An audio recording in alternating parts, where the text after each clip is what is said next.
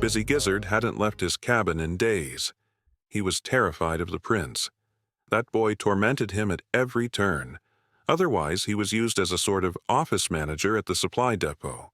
Being literate and numerate had its downsides. He was in charge of bookkeeping all the things Dirty Fred embezzled. Around noon, he heard a noise from the adjacent room. He pulled out his revolver and slowly opened the door. Easy, Gizzard, or I'll flatten you. Big Buffalo stood beside him. Well, what do you want? I need to talk to Wildchild. How did you get here? I hid back in Singapore This is trouble. Why are you dragging me into it? because I trust you. I saved your hide once when 4 Chinese guys tried to beat you to death. You won't betray me. You think so? I know so. You're not just grateful, you're also a coward. Now go get Wildchild. No way. Kill me if you must. No need to go on. We'll stick with the killing part. All right. I'm going. He sulked off. That madman's going to run at him again, he just knew it. When he got up to the deck, he saw the prince. He was sitting on the railing, playing a ukulele and singing, surrounded by sailors. Truth be told, His Majesty had changed a great deal since switching places with Fulig Jimmy.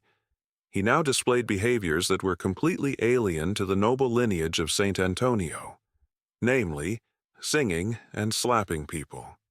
He sang and smacked around so charmingly that even crusty old sailors took to him instantly. Red Claw appeared in the doorway of the command cabin. Dirty Fred, who had been turning his back to everyone until now, gave a theatrical bell, like some retired provincial actor overtaken by senile delusions. Good evening, Red Claw. This rabble isn't quite our kind of company. Red Claw was uneasy with Fred's loyal devotion. But what could she do? Warrens, please. The prince walked over. They strolled along the railing, talking. She spoke. He smiled and nodded, said something in return. Then suddenly, he leapt gracefully into the sea. Everyone froze in shock. Dark fins shimmered in the moonlight. Sharks, chaos, shouting, running. Get the lifeboat. Too late. It's over! Lower a boat, please. Only Dirty Fred remained calm. He shouted into the speaking tube. Slow down. Turn back. Stop. The boy's head appeared, struggling in the choppy waters. He wasn't much of a swimmer. He might drown before the sharks get him. A lifeboat's rope screeched as it slid down its pulley. Huge fins sparkled not far from the struggling figure. Finished. Red Claw clung to the rail with trembling hands.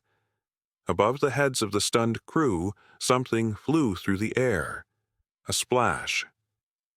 The captain's bridge stood empty, and a bearded head bobbed in the distance. Dirty Fred jumped off the bridge. Look, he's swimming. He's reached the boy. His arm sweeps wide, catches him. But those fins are still circling. What kind of devil's luck does this man have? He carried the prince like a feather. Take him to my cabin. But the prince came to quickly. He had just swallowed too much seawater. He stood and shook himself off. Hey, crazy sir. Around here, staying out of the water is quite the feat. What you did for me? Stop yapping. I don't let sharks take a business partner I've invested in. Got it? He grumbled off to his cabin and downed a bottle of rum. That's the kind of man he was. He'd snatch food from a shark's jaws if it meant profit, but don't expect one drop of sentiment from him. Some say 2 sharks had already turned toward the boy, but swam off disheartened when they saw Fred. That tale of the cautious sharks would echo through harbors for years, and everyone believed it. What led to the leap? Just this. Let's be sensible. We're arriving soon. What would you do if you were free? You expect me to reveal my war plans to the enemy? I'll reveal mine. Maybe we can avoid bloodshed. The British won't help you, Warrens. The Americans are backing our republic and will help us occupy Almyra. What can you do against that? I don't know. Drop your ambitions, take $20,000, settle somewhere in South America. You're still young. You could reform. Possibly. But I think I'm too young for virtue. and I must prevent you from bringing all those criminals to the island. You can't stop me. You can only serve my plans, even if you object. You're wrong. Oh? Then show me, Warrens Bob. What can you possibly do to ruin my plans? For instance, this. With that, he vaulted over the railing in a perfect arc. The rest we know. Perhaps he truly wouldn't have minded dying. After all, he was now married. To a commoner. And worst of all, he'd fallen head over heels for her. But when he returned to the deck in dry clothes, he was glad to be alive. Wild child, come to my cabin, quickly. What's your plan? Whoever told you I was an engineer or strategist was a filthy liar. And what makes you think this will all work out? There's a God. Please, just come with me. Are you going to do something or not? I'll settle in Hawaii. I have a cousin there.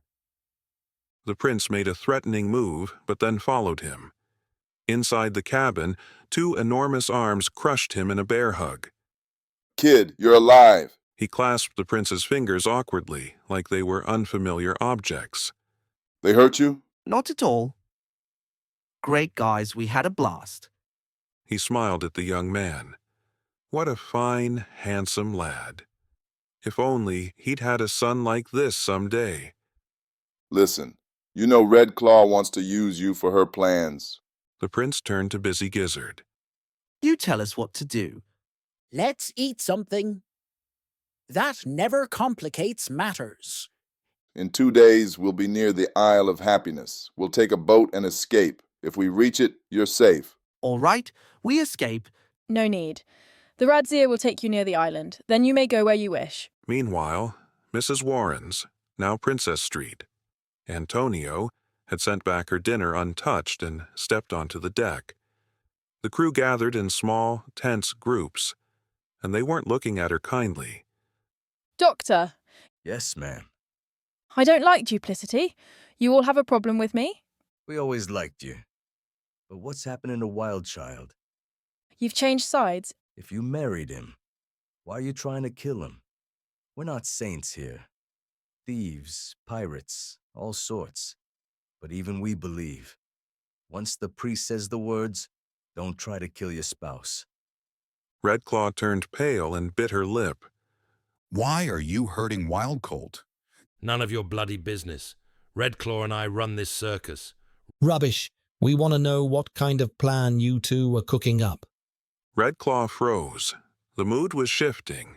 Mutiny was in the air. And Dirty Fred? He snapped. We came together to do business, not to babysit some whiny kid. There's business with Warrens, too, if we back him. Gentlemen, I thought you trusted me. I thought you liked me. Well, not since you've been cuddling up with Dirty Fred.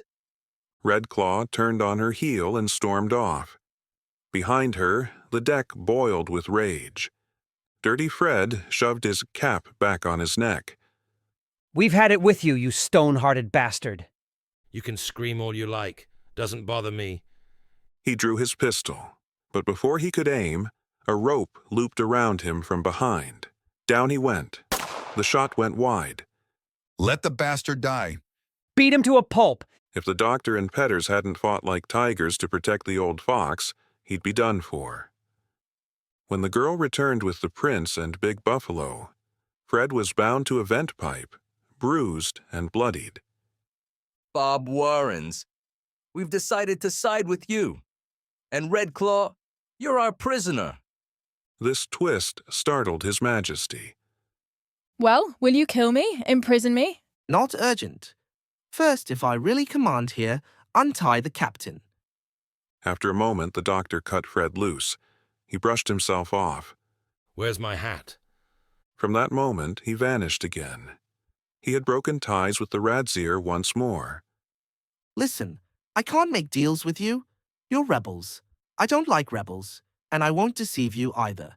If I reach the island and take power, I'll deport every last one of you. Silence. Well, damn. Red Claw, we didn't know that. Take command again. Well, will you kill me? Imprison me? I don't care what happened. The goal justifies the means, but I'll only lead again if you let Bob Warens go. That hit like a bomb. Mouths gaped. Fine, let's keep it fair. Wild Child goes free. Tomorrow evening near the Isle of Happiness, he gets a boat with supplies and can go where he wants. Thank you. And if no one objects, I'd like to bring Big Buffalo with me. A thick fog settled over the ship. The prince, in his raincoat and officer's cap, stood calm among the mutineers on the ocean. Finally, everyone saw. This angel-faced boy was a true man. Maybe we should ask Dirty Fred. Because once that heartless mutt pulls away, everything stops. They lowered the boat, loaded it with crates, barrels, tarps. Big Buffalo, bring Busy Gizzard. That con man, why? Just bring him. Force if needed. Buffalo obediently brought the real Trebuch by the neck. This kid's nuts. Thinks I'm some fortune teller. Get in or I'll toss you. Gizzard chose the boat. His Majesty stood gloomily by his beautiful blonde wife. Their relationship had so far been strictly diplomatic. Anna, I must stress how profoundly indifferent I've always been to curvy women of color. You joke too much. And yet, here she was, flushed, teary-eyed, before a man who tried to kill her. If I win, there's still a solution. Share the throne with me as my true partner. With you? Never. As you wish. Be a pirate's wife? Never. It's unfair to scorn my noble ancestors, but I suppose I must accept it. He took her hand. Lord, he'd quietly fallen for his own wife. Who even does that anymore? And then he kissed her. Thoroughly. Red Claw stood, humiliated but silent. The prince disappeared into the misty fog, raincoat glinting, cap shining, and she wept bitterly.